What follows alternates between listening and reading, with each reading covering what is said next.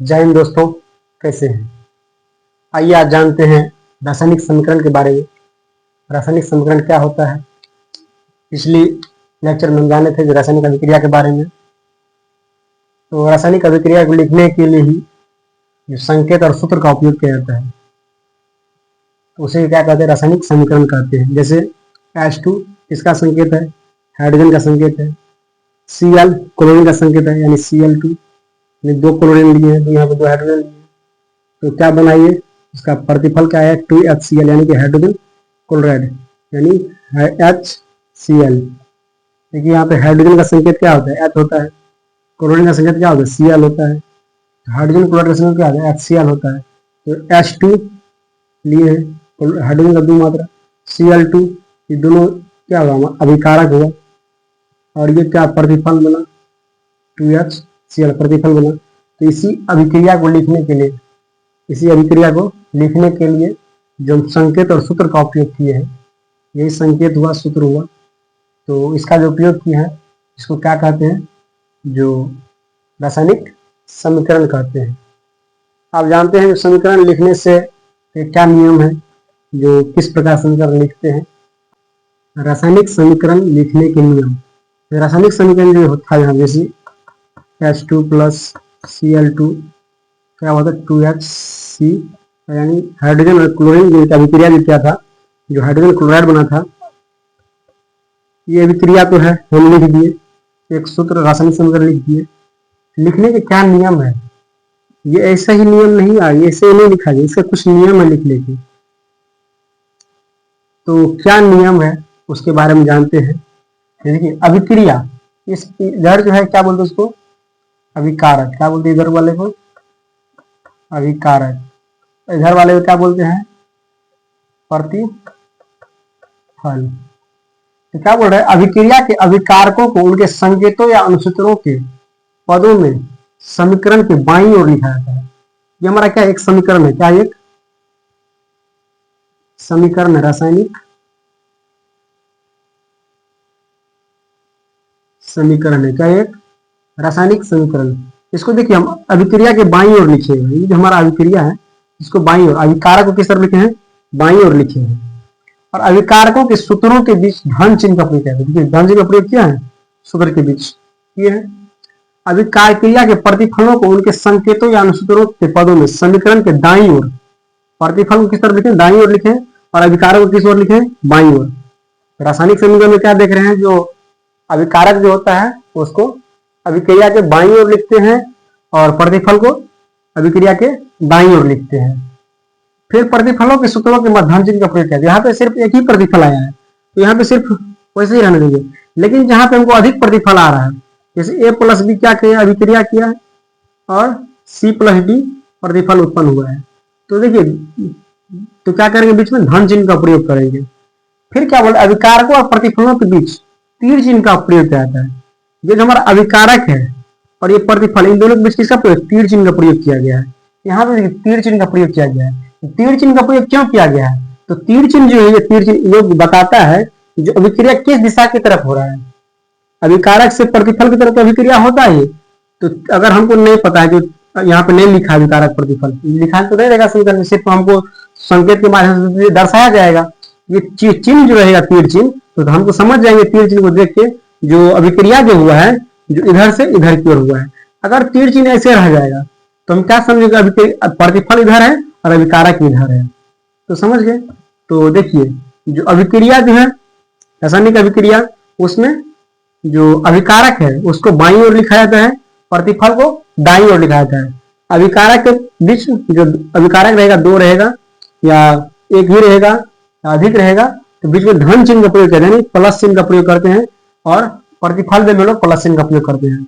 और अभिकारक और प्रतिफल के बीच किसका उपयोग करते हैं? तीर चिन्ह का उपयोग करते हैं। तीर चिन्ह क्यों करते हैं? तो तीर चिन्ह ये बताता है जो हमारा जो अभिक्रिया है ये किस दिशा की तरफ हो रहा है। क्या उसके बाद संतुलित रासायनिक समीकरण और असंतुलित रासायनिक समीकरण। संतुलित रासायनिक समीकरण को समझ में क्या होता है? असंतुलित और संतुलित रासायनिक समीकरण है। तो शब्द से ही पता चल रहा है, जो संतुलित यानी संतुलन और असंतुलित यानी असंतुलन। तो संतुलित रासायनिक समीकरण क्या होता है? वह समीकरण जिसमें समीकरण के दोनों ओर प्रत्येक तत्व के परमाणुओं की संख्या समान होती है। जो समीकरण लिखे जैसे यहाँ पे H2 प्लस Cl2 क्या है, प्रतिफल क्या है 2HCl आया है। तो दोनों तरफ अभिकारक और प्रतिफल दोनों और जो है इसके जो भी तत्व है इसमें उनके परमाणुओं की संख्या समान होनी चाहिए। जैसे हाइड्रोजन की परमाणु संख्या कितनी है, 2 लिए परमाणु, और क्लोरीन कितने लिए, 2 लिए हैं। इस तरफ भी 2 हाइड्रोजन है और 2 क्लोरीन है। वहीं देखिए असंतुलित रासायनिक समीकरण में जो क्या है, वो समीकरण जिसमें समीकरण के दोनों और प्रत्येक तत्व के परमाणुओं की संख्या समान न हो। इसमें क्या है, दोनों ओर जो है तत्व की परमाणुओं की जो संख्या क्या है समान होगी, और इसमें जो परमाणु की संख्या समान नहीं होना चाहिए, नहीं होगा। जैसे H2 प्लस O2 लेंगे यानी हाइड्रोजन और ऑक्सीजन, क्या मिल रहा है, जल बन रहा है। तो ये जो हमारा हाइड्रोजन की परमाणु संख्या कितनी यहाँ पे 2 है, और ऑक्सीजन कितनी है 2 है। Hydrogen 2 oxygen 2। यहाँ पे देखिए बाईं ओर, अब देखिए दाईं ओर में कितना हाइड्रोजन है, 2 हाइड्रोजन है और ऑक्सीजन 1 है। यही अगर इसको बैलेंस करते हैं H2 प्लस O2 क्या है H2O, हमको हाइड्रोजन 2 पूरा है। ऑक्सीजन यहाँ पे हमको कितना है 1 है और यहाँ पे 2 है। तो यहाँ पे ऑक्सीजन में क्या करना चाहिए, कितना से गुना करना चाहिए, 2 से गुना करेंगे, गुना किए। अब देखिए हाइड्रोजन कितना हो गया, 4 हाइड्रोजन हो गया। तो यहाँ पे हाइड्रोजन को भी 2 से गुना कर दिए। देखिए यहाँ पे मिला गया 2 दूनी 4 हाइड्रोजन, 4 हाइड्रोजन और 2 ऑक्सीजन, 2 ऑक्सीजन। इसको क्या बोलते हैं, संतुलित, संतुलन करना। इस प्रकार हम क्या करते हैं, समीकरण को संतुलित करते हैं। तो समीकरण को संतुलन क्यों करना चाहिए, क्यों करना है, तो हम लोग जानते हैं जो संसार में जितने भी तत्व हैं या तो उनका नाश होता है और नहीं निर्माण होता है। तो ये जो है दूसरे पदार्थ से अभिक्रिया करके अपना रूप बदलता है। जैसे हाइड्रोजन और क्लोरीन, हाइड्रोजन और क्लोरीन अभिक्रिया करके हाइड्रोजन क्लोराइड बनाए हैं। तो ऐसा नहीं है कि हाइड्रोजन क्लोराइड में हाइड्रोजन नहीं रहेगा और क्लोरीन नहीं रहेगा। देखिए हाइड्रोजन है और क्लोरीन है, हाइड्रोजन की 2 मात्रा, हाइड्रोजन की 2 मात्रा, क्लोरीन की 2 मात्रा और क्लोरीन की 2 मात्रा है इसमें विद्वान। तो ऐसे ही जो क्या है, जो अगर हम संतुलित नहीं करते हैं समीकरण को, तो समीकरण हमारा जो है उचित समीकरण नहीं बन पाता है। इसीलिए समीकरण को लगातार संतुलित करते हैं, जिससे अनस्वरता का नियम दिया गया है। जो पदार्थ का न ही निर्माण होता है और न ही विनाश होता है, वे दूसरे तत्व से अभिक्रिया करके नए पदार्थों का निर्माण करते हैं। अब इस समीकरण को हम लोग संतुलित करते हैं। तो समीकरण को किस प्रकार संतुलित करते हैं, अनुमान द्वारा संतुलन विधि है एक, जिसे हम लोग हीट एंड ट्रायल मेथड बोलते हैं। आइए उसको देखते हैं किस प्रकार समीकरण को संतुलित करते हैं। कुछ समीकरण लिए हैं, यहाँ पे 3 समीकरण है हमारा, उसको हम लोग संतुलित करते हैं। तो यहाँ देखिए Mg कितना है, लिख लेते पहले, ये हमारा असंतुलित है, इसको संतुलित करके यहाँ पे लिखेंगे। यहाँ पे कितना Mg 1 है, हाइड्रोजन 1 है और क्लोरीन 1 है। कौन कौन से इसमें तत्व है, Mg मैग्नीशियम, हाइड्रोजन और क्लोरीन। तो देखिए इस प्रकार। अब प्रतिफल में आइए, कितना है Mg 1 है, Cl क्या वो है 2 है और हाइड्रोजन ये भी 2 है। इसको क्या करते हैं हम, क्या करना, संतुलन करना है। तो देखिए संतुलन नहीं है, दोनों तरफ तत्वों की संख्या बराबर नहीं है, तो हमें कैसे करना है। तो यहाँ पे आइए, क्लोरीन भी 2 है, हाइड्रोजन भी 2 है। इसको क्या कीजिए, 2 से अगर गुना कर देते हैं। देखिए क्या करें, अगर 2 से गुना कर दिए, Mg 1 Mg यहाँ पे लिखिए Mg plus 2HCl, Mg Cl2 plus H2, Mg दोनों तरफ 1 1 Mg है, Mg 1 1 बाएं तरफ भी H, हाइड्रोजन 2 हाइड्रोजन इधर है और 2 हाइड्रोजन इधर है, 2 2 और क्लोरीन यहाँ पे 2 क्लोरीन इधर भी है और 2 इधर भी है। समझ गए। यहाँ पे क्या देखें, 2 Cl है 2 H है, यहाँ पे या 1 1 था, दोनों को 2 से गुना कर दिए। यहाँ पे देखिए K कितना है, K 1 Cl 1 O 3 और दाईं ओर कितनी है, K 1 है, Cl भी 1 है और O क्या वो है, यहाँ पे 2 है। देखिए क्या है, पोटासियम क्लोरीन हमारा संतुलन है और ऑक्सीजन संतुलित नहीं है। ऑक्सीजन को क्या करना है, संतुलित करना है। तो कैसे करेंगे संतुलित, यहाँ पे अगर हम देखिए ऑक्सीजन को दो से, यहाँ पे 2 ऑक्सीजन है और यहाँ पे 3 ऑक्सीजन है, तो संतुलन तो नॉर्मली नहीं होगा। यहाँ पे क्या करेंगे, अगर 3 ऑक्सीजन दे देते हैं और यहाँ पे 2 क्या करते हैं, पूरे सभी को 2 से गुना कर देते हैं, तो पोटासियम और Cl दोनों 2 हो जाएगा, इसको भी 2 से क्या कीजिए, गुना कर दीजिए, तो मिला लीजिए 2K 2K, यानी K क्या हो 2 2, क्लोरीन 2 और यहाँ पे भी क्लोरीन 2, और O3 O देखिए 3 दूनी 6, कितना ऑक्सीजन होगा 6 और 3 दूनी 6, कोई दिक्कत। 2KClO3 क्या है प्रतिफल में, 2KCl प्लस 3O2, कोई दिक्कत। देखिए एल्यूमिनियम एल कितना है, एक एल्यूमिनियम है और इधर 2 एल्यूमिनियम है, यहाँ पे हाइड्रोजन 2 है, इधर हाइड्रोजन 2 है। SO4 लेते हैं, यहाँ पे SO4 एक ही है, तो SO4 एक ही जगह लेते हैं, कितना यहाँ पे 1 और यहाँ पे 3, तो चलिए बैलेंस करते हैं पहले। यहाँ पे कितना Al है 2 है, तो यहाँ पे 1 है, इसको 2 से गुना कर दीजिए, कोई दिक्कत नहीं है, 2Al 2Al।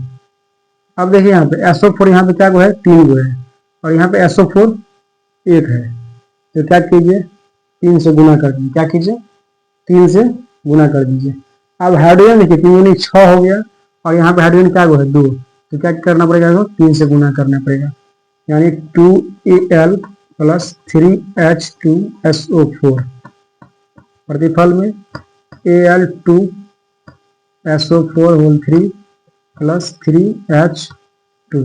अब यहाँ पे लिखिए कितना Al 2Al और इधर प्रतिफल में 2Al, H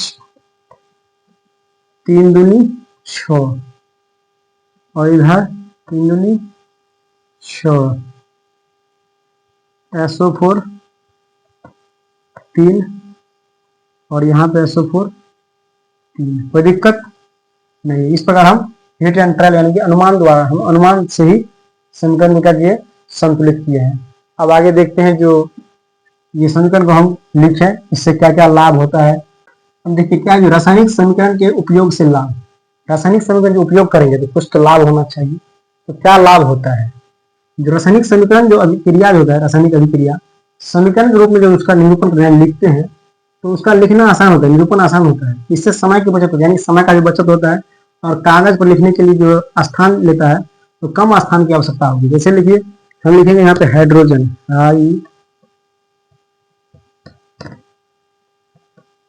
क्या लिखेंगे हाइड्रोजन, वही क्या लिखेंगे H लिखेंगे, इसको लिखने में समय लगा प्लस अधिक स्थान ले रहा है और ये कम भी समय लिया और कम स्थान की आवश्यकता होगी। रासायनिक समीकरण की सहायता से प्रतिफल की एक निश्चित मात्रा के निर्माण के लिए आवश्यक अभिकारकों के द्रव्यमानों की गणना ठीक ठीक की जाती है।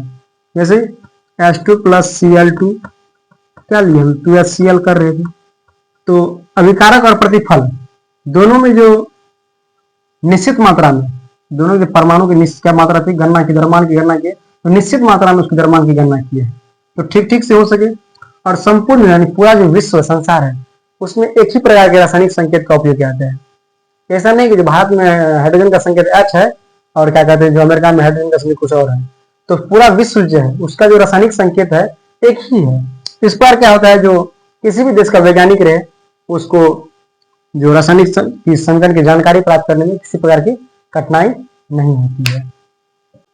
अब देखिए क्या जो रासायनिक समीकरण से प्राप्त होने वाली सूचना, हम जो रासायनिक समीकरण कोई करते हैं, रासायनिक समीकरण लिखते हैं, उससे क्या क्या सूचना प्राप्त होती है, ये तो समझे हम, जो अभिकारक प्रतिफल समझे, किस प्रकार लिखते हैं रासायनिक समीकरण को ये समझे।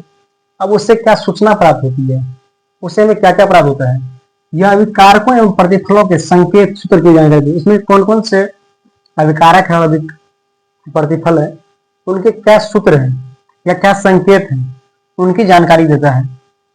अभिक्रिया में कौन कौन पदार्थ भाग लिए हैं और प्रतिफल में कौन कौन से पदार्थों का निर्माण हुआ है उसकी जानकारी। जैसे यहाँ पे देखिए नाइट्रोजन और हाइड्रोजन का हम लोग क्रिया कराए हैं, तो अमोनिया बना है।